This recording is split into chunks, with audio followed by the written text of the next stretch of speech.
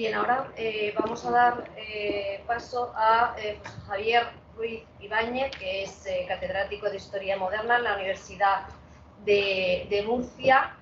Yo destacaría dos obras, entre las múltiples que pueden imaginar ustedes que tienen todos los ponentes que están en esta mesa. Pero bueno, entre ellas Las dos caras de Juno, Monarquía, Ciudad e Individuo, Murcia, 1588-1648. Y ha estudiado también en profundidad la monarquía hispánica y la integración de los diversos territorios, como en su Polycentric Monarchies, junto a Pedro Cardín, Herzog o Sabatini. Sin más, damos paso a José Javier Ruiz Ibáñez, que hoy va a hablarnos sobre definir el poder en el ceremonial urbano, Murcia en el cambio de reinado, 1618-1627. Pues muy buenas tardes. Teníamos unas imágenes por ahí para que... ¡Ah, fantástico! Muchas gracias. Muy buenas tardes a todos. ¿Tardes? No, todavía muy buenos días a todos. A ver si pasamos un buen ratico, dado que es la tercera ponencia, siempre es la última es la que se espera con más entusiasmo. Llego un poco cansado después de las dos primeras y el tercero siempre lo hace o intenta animar o el público se dedica a ver sus últimos WhatsApps. Vamos a intentar evitarlo. Bueno, vamos a hablar de Murcia, pero de muchas más cosas. Y como en toda buena aventura tendremos un cambio de tono a lo largo de la exposición. Pero como dice el descuartizador, vamos por el principio. Como tantas ciudades, en el principio agradecer muchísimo a la organización que ha tenido la generosidad de invitarme y de compartir mesa con colegas a los que admiro y aprecio. Alguno tengo la suerte de conocer hoy, pero así vamos mejorando. Vayamos por partes, dice el descuartizador. Como tantas ciudades a lo largo de sus dominios y de lo que no eran sus dominios directos, Murcia conmemoró de manera solemne los diversos episodios que protagonizó la Casa Real entre la muerte de Felipe II y la celebración de los juramentos a la Inmaculada Concepción, juramentos que tanto han de señalar a la dinastía tanto a la dinastía como al momento histórico. La ciudad tenía energía para hacerlo, y esto es excepcional en el caso de la Corona de Castilla. El resto de la Corona de Castilla se estaba cayendo a pedazos. Sin embargo, el sureste castellano no. Murcia va a mantener un proceso de crecimiento económico muy significativo, por lo menos hasta 1625 y sobre todo hasta el final de la década de 1620, cuando una espantosa sequía va a arrasar básicamente una parte significativa de la península y especialmente cuando llega la fiscalidad de guerra que termina de destruir lo poco que quedaba. Bien, así pues, había dinero. Y si había dinero, pues había que celebrar de forma más o menos significativa lo que son los avatares de esa monarquía de la que formaba parte. Así bien fuera para estar a la altura de los otros ayuntamientos de parecida categoría. Murcia es ciudad con voto en Cortes, y esto es importante. Bien para satisfacer sus propias inquietudes y ambiciones, los repúblicos murcianos no solo apostaron con fuerza en las ceremonias de información en las que se conmemoraba la grandeza y los accidentes de la Casa Real, sino que tampoco dudaron en desarrollar una ambiciosa política editorial. Y no olvidemos una cosa nunca, las cosas hay que pagarlas con dinero. O sea, la corte, los reyes, los príncipes, los validos, las princesas, los regidores, los poderosos viven porque hay mucha gente que paga impuestos. Y cuando tú decides gastarte una parte de los impuestos en sacar libros que dicen que eres fantástico, es una decisión política.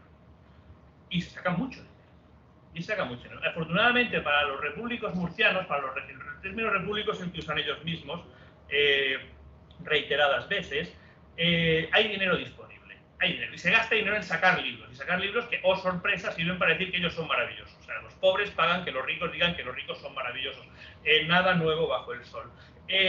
Pues efectivamente, hay una importante política editorial. La más conocida es el libro de Francisco Cascales, que básicamente quiere decir que todos los linajes de la ciudad de Murcia descienden poco más o menos del oso que se comía Fabila, de que todos son limpios de sangre por 17 costados, si es que sobre 8, pero es un libro interesante, escrito a principios de la década de 1610, publicado con un coste espantoso, porque lleva muchísimos grabados, a principios de la de 1620.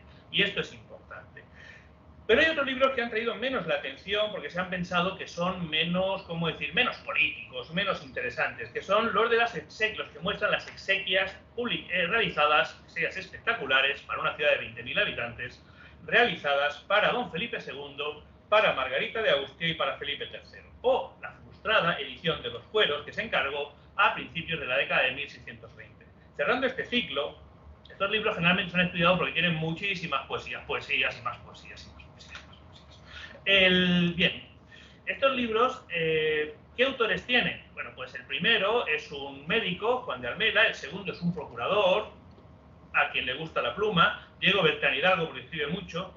El tercero, el de Felipe III, es el más interesante, es el escribano mayor del ayuntamiento, y quédense con este nombre porque va a volver a aparecer una y otra vez en mi exposición, Alonso Enríquez, y el ciclo lo cierra otro escribano mayor, en este caso de Cartagena, Mergelina y Montijo, con un discurso defendiendo esa absoluta verdad que es la Inmaculada Concepción de la Virgen María, coincidiendo con el juramento de una ciudad tan inmaculista como es la ciudad de Murcia.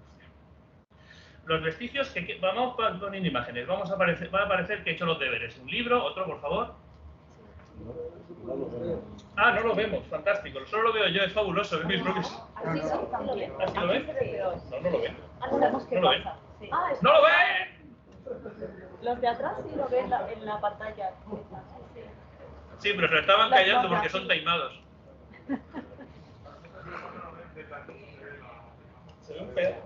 A ver si conseguimos... Ahora no se ve nada, pero en fin, créanme, son unas imágenes muy bonitas. Bien, vale, bueno. Les doy mi palabra que se están viendo imágenes en la pantalla. Bueno, pues otro libro, otra imagen, por favor. Si somos tan... Pasamos a la siguiente. O quizá no. No. Ah, aquí tenemos, este es los discursos de Mergelina y Montijo, excelentes. Siguiente, por favor. Un párrafo siguiente a la imagen, olvidemos este párrafo, ya no va a hacer falta. Y también Murcia se representa, no solo quedan vestigios en papel, también hay una importante inversión urbanística y de decorar la ciudad. Nos queda en la imagen de Murcia, la famosa madrona de Murcia, pasamos, y cómo Murcia se representa dentro de la monarquía. Siguiente imagen, por favor. Aquí tenemos, esta es la puerta renacentista, Murcia se representa de una manera que no puedo desarrollar. La pasamos a la siguiente.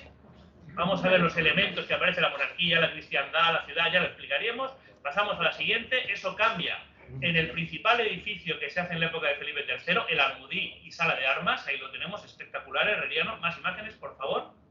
Más imágenes.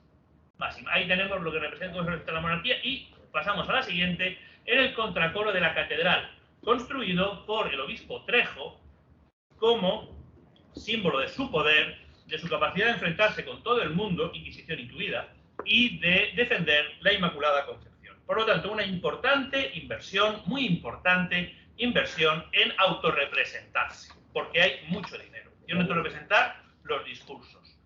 Vale. Sin embargo, podríamos pensar que los fastos a la muerte de los reyes son elementos puramente rituales. Sin embargo, no.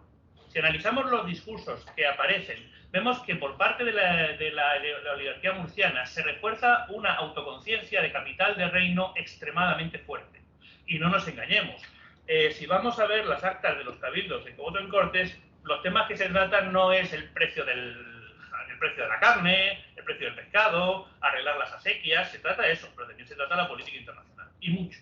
Porque las sociedades con voto en Cortes toman conciencia, dado que cada vez que hay cortes les tienen que comprar su voluntad con una miriada de mercedes, toman conciencia de que es muy importante ser capital de reino, porque ser capital de reino es tener voto en Cortes. Veámoslo.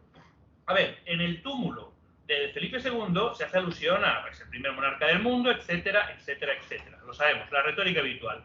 En el túmulo de la reina muerta, de la mujer de Felipe III, lo que se representan son los escudos de la monarquía, empezando, por supuesto, por Castilla, primer lugar de España, pasan un montón de reinos que no me interesan, sigue Murcia, Jaén, Algarve, Gibraltar, y luego sigue el blasón de las tierras apartadas, tan vecinas al sol que el sol las dora, que por Cortés el famoso conquistadas. Los blasones de América, que como sabemos no existían, por lo cual alguno se la está inventando en ese momento, cosa que es fabuloso. Y luego terminará con Barcelona, Rosellón y la Cerdaña, los territorios de la monarquía. ¡Qué bonito! En el túmulo de la reina, que se muere, pobrecita, pero en el túmulo de su marido, cuando se muere, no se representan los reinos, se representan las ciudades que forman parte del reino de Murcia. Y no se preocupen, no se la voy a leer. Es decir, hay una conciencia creciente, cada vez más fuerte, de la importancia de Murcia, no como ciudad, sino como cabeza de distrito provincial, como cabeza de posición en Cortes. Lo sabemos, hace un par de décadas se estudió mucho sobre la posición política de esos oligarcas, patricios, como les queramos llamar. Hay otras cosas que también cambian. ¿Qué cambian? Y aquí hay una sorpresa. ¿Cómo se proclama el rey? Porque si a Felipe III se le proclama y levantó el pendón y comenzó a decir 3 veces Castilla por el católico rey don Felipe nuestro señor, y goce muchos años de prosperidad, y luego toda la ciudad y pueblo respondió 3 veces amén, por cierto, eso es la aclamación, eso es una herencia del consensus populi completamente. Y luego los arcabuces disparando. Con Felipe IV no se dice Castilla por el católico rey don Felipe. ¡Oh, sorpresa! Lo que se dice, tremolando 3 veces el corregidor la bandera, dijo en cada una de ellas Castilla y Murcia por el rey don Felipe IV. Y esto que pasa en Murcia está pasando en todas las ciudades importantes de la monarquía, sea en Italia, sea en América. Es decir, la conciencia de un poder cada vez más dependiente. ¿Por qué se hacen tan poderosos estos señores? Que, por cierto, hablamos de las oligarquías y los patriciados urbanos como si fueran los Medici. Ni siquiera los Medici eran los Medici. Hablando de unos garrulos con un garrote por la calle persiguiendo a otros para matarse. Eso es lo que luego escriben muchos poemas, hablan que si Lipsio, que si no, o sea, son pueblos de 20.000 habitantes con unas oligarquías extremadamente brutales. Otra cosa es que se autorrepresentan igual que los Medici. O sea, por favor, los Medici les gustaba mucho tener artistas y como si fueran monos alrededor de ellos. Son una panda de energúmenos y es esto. Solo que lo que nos queda es el discurso que ellos hacen de sí mismos. Y esto quizá es hacia donde estoy yendo. ¿Qué es lo que queda? ¿Qué es lo más significativo de estas presentaciones? La presencia del pueblo armado. Imágenes, por favor. ¿Ves cuando sale Rafael Acarrá? No hay ningún problema. En fin, las imágenes que les voy a sacar ni siquiera eran de Murcia, las habían tomado prestadas de Arras y de Bruselas. Porque aquí, esto es Arras. Y ahora pasamos a la siguiente, que es muy conocida, que es de Bruselas. Porque efectivamente lo que tenemos después de que se proclame al rey es que el pueblo habla. ¿Y cómo habla? Disparando arcabuces. Les recuerdo que son ciudades extremadamente armadas, especialmente las de provincia, donde el derecho de vecindad va directamente con el ejercicio de las armas y donde la oligarquía tiene que pensarse muy mucho qué hace frente a una población que hay un arma de guerra por cada 1,5 hombres en edad adulta. Con lo cual, ahí efectivamente sí hay espacios de movilización social. Para ser vecino en estas ciudades tienes que ir con el arcabuz al ayuntamiento. Y, es cierto que el poder simbólico es muy importante, el poder literario es muy importante, el poder de los filósofos es muy importante, tener un arcabuz también es importante. Sobre todo para quien define cómo se hace la política, ¿no? Bueno, la ciudad de Murcia, para 20.000 habitantes, es capaz de poner 1.200 hombres armados en Cartagena. Voy a decirlo otra vez, 1.200 hombres armados. Y esos son los que salen en la proclamación del rey disparando arcabuces. Y eso es lo continuo. Vale. Pero no se preocupen, les había prometido un cambio de tono y nos vamos adelantando hacia ello. Ya hemos visto, las fiestas nos permiten comprender cómo se llega al siglo XVII y cómo se termina en 1621. ¿Qué conciencia ha tomado el ayuntamiento? Y está muy claro. A lo mejor las cosas no pasaron así, pero lo que se pagó por publicarse sí fue esto. Y esto es lo que me está interesando, ¿eh? Pero claro, es que también la sociedad, y cuando hablo de Murcia podría hablar de cualquier otra sociedad, ¿de acuerdo? O sea, no soy ni Net ni un señor de Murcia, no se trata de eso. Se trata de comprender que que el 99% de la gente vive en lugares, vamos a decir, ordinarios, pero esa gente es la que verdaderamente hace la política. O por lo menos una parte significativa de la política. Vale, al tiempo que se escribían estos poemas, se hacían estos túmulos, y otros murcianos también estaban escribiendo otro tipo de literatura. ¿Quiénes eran estos otros murcianos? Hablo de 1617-1618. Y también hablaban sobre sus linajes, porque sus linajes eran importantes. No eran importantes los linajes de esa oligarquía, de ese patriciado, de esos poderosos murcianos. ¿Por qué es que tenían que escribir sobre sus linajes? Pues lo voy a contar. A partir de 1615, más o menos 1615, el Consejo de Estado vio llegar un número limitado, pero considerable, de memoriales que demandaban cédulas de cristiandad vieja. Es decir, cédulas de no ser cristianos nuevos. Es decir, cédulas de no ser moriscos. Muchas de ellas, y le hablo de decenas, muchas de ellas, y esto se ve en el Consejo de Estado, venían de localidades procedentes del Valle de Arricote y de otras del entorno, incluso la ciudad de Murcia. Conseguir esas cédulas de ser cristiano viejo buscaba demostrar que ellos y sus familias nunca habían sido cristianos nuevos, aunque hacía apenas unos años lo fueran de forma notoria. Y aunque hacía apenas unos años o meses algunos miembros de esos clanes familiares hubieran sido condenados a latigazos, a ser herrados en la cara, o a ser enviados a galeras por haber vuelto a su patria, el lugar donde se nace, después de haber sido expulsados en 1609 o en 1614.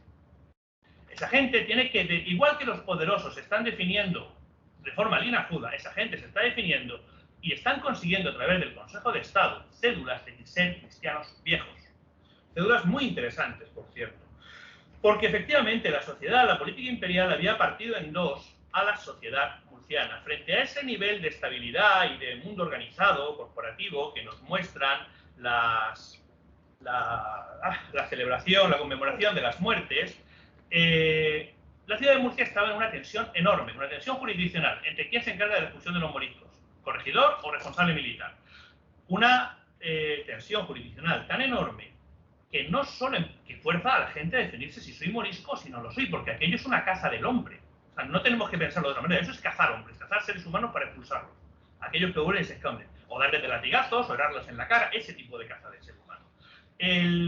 Pues mucha gente intenta definir que no es morisco. Y igual que los nobles se han inventado que no son judeoconversos, los campesinos intentan definir que no son moriscos. Esa tensión que llega al asesinato alcanza su punto culminante en un... Solemos pensar que tiene que ver con los campesinos. Solemos pensar que los debates sobre limpieza de sangre en España tienen que ver solo con el origen, vamos a decir, judío, pero no es cierto. Hay más que eso. Porque precisamente uno de los elementos que no sabemos cuando vemos estos libros, que no sabemos cuando vemos la literatura tradicional, es que, y ¿se acuerdan de Alonso Enríquez? Se lo he dicho, el escribano municipal que nos escribe su libro maravilloso sobre las exequias de Felipe III. Vale. Para Francisco Cascales o Montalvo, su familia es súper linajuda, vienen de lo mejor de Baza. Claro, pero es que no, pero para otros no es así. Dentro de ese conflicto entre el ayuntamiento y el poder militar, es decir, el entorno del Marqués de los Vélez, se lanza con armas y bagajes contra Alonso Enríquez, al que acusan de no haberles pasado documentación que le han pedido para su conflicto. Con armas y bagajes, unos años después, el obispo Tres Barón, famosísimo obispo de Murcia, famosísimo discurso contra la Inquisición. Hay que estar bien sentado para hacer un discurso contra la Inquisición, acusándole de levantar informaciones genealógicas simplemente por elementos de conflicto político. ¿Qué nos dicen? ¿Quién le escribe? ¿Y quién escribe contra este Alonso Enríquez? No son rumores en la calle, le escriben al rey. ¿Y quién le escribe? Pues Ginés Sáenz de Almodóvar, un clérigo, evidentemente del entorno del Marqués de los Vélez, que dice que Alonso Enríquez es simplemente morisco, natural de Cuya, y que se vino aquí a Baza cuando tenía 3 o 4 años y que es hijo de morisco. Pero ahí no se para ahí la cosa. Y que evidentemente con cautelosa servitud y fingida humildad, como los demás moriscos, ha sido favorecido por algunos caballeros de la ciudad. Escribano mayor de la ciudad con votos costes, morisco. En cuyo auxilio y ha hecho informaciones falsas con testigos falsos. Y que como tiene deudos en Argel, esto ya es fantasía me parece a mí, seguro que le está mandando información a los expelidos. Vale. Por si hubiera alguna duda, el Marqués de los Vélez, adelantado mayor del reino, en su palacio de Valladolid, también escribe contra Alonso Enríquez, diciendo que es hijo y nieto de moriscos, y que es hijo y que tiene una falsa información en Baza, y que además está casada con la hija de un berberisco. Y esto es muy interesante.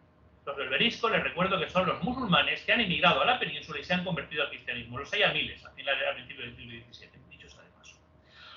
Es inconveniente que este hombre controle. 1603, el Marqués de los Vélez. En 1614, el debate llega a ser tan grande que se le pide al encargado de la expulsión de los moriscos, al conde de Salazar, que haga una averiguación sobre Alonso Enríquez. El conde de Salazar manda informantes secretos a Baza. Y lo que debían decir es que Alonso Enríquez es oficialmente hijo de un señor que se llama Alonso de Achulaya. Alonso de Achulaya, evidentemente, es un nombre de origen morisco. Y la cosa llega al Consejo de Estado. La cosa que es muy divertida, llega al Consejo de Estado y el Consejo de Estado dice que esto no se toca. Que han hecho sus propias averiguaciones, seguramente los sistemas de protección en torno a la casa de Rocafull y Boy, que es los protectores de Alonso Enríquez, y de Luis de Ortiz, el Consejo de Castilla.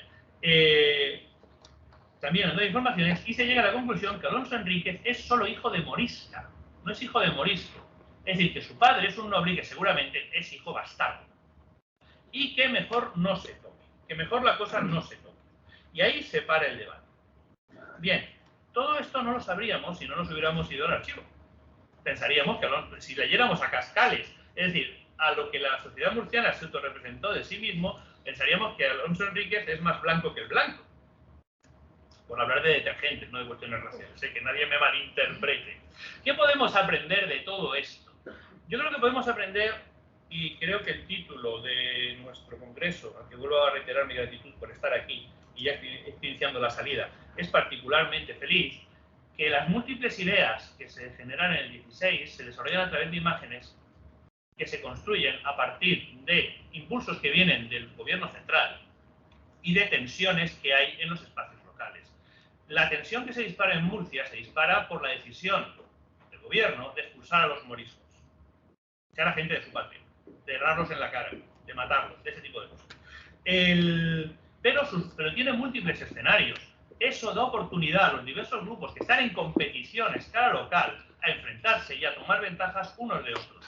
Pero la cosa no termina en Murcia, ya lo hemos visto. Para conseguir dejar de ser cristiano nuevo y pasar a ser cristiano viejo, nada mejor que pasar por el Consejo de Estado. Para que Alonso Enríquez, todos olvidemos hasta hoy que su madre era morisca, nada mejor que pasar por el Consejo de Estado. Pero tampoco la cosa se acaba en la corte. Tampoco la cosa se acaba en la corte. En 1624, cuando todavía se estaban diciendo por la calle de todo menos bonito, cuando los conflictos vuelven a haber de nuevo un conflicto de dominio de las fuerzas militares urbanas entre el ayuntamiento y el corregidor, el ayuntamiento y corregidor contra el representante del adelantado, el representante militar, asesinan a una persona en Murcia. Asesinan al hijo de Alonso Enríquez. Y lo asesinan, y evidentemente no hay que tener mucha imaginación, porque alguien le ha dicho que su abuela era cualquier cosa menos una persona de buena ascendencia. La cosa, por lo tanto, la política, imbrica múltiples espacios, múltiples escenarios, a partir de ideas que están disponibles, construye imágenes que son socialmente interesadas y la protagonizan todos, desde los palacios a las cabañas. Muchas gracias.